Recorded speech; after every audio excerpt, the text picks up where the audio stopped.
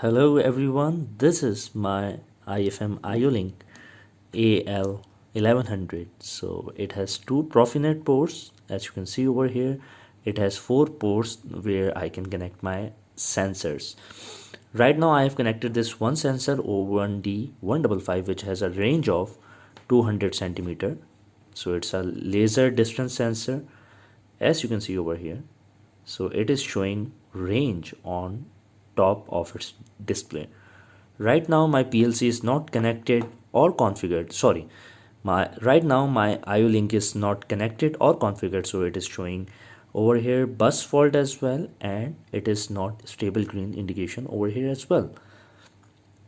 It is this is my Ethernet cable that is connected to my laptop right now, so it is blinking. This is green because here my sensor is connected. Rest are disabled right now because I have disabled it from the LR device. So this is the model.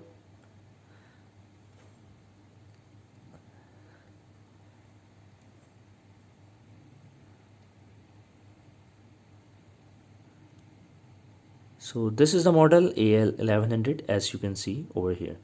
So now let's configure it and program it.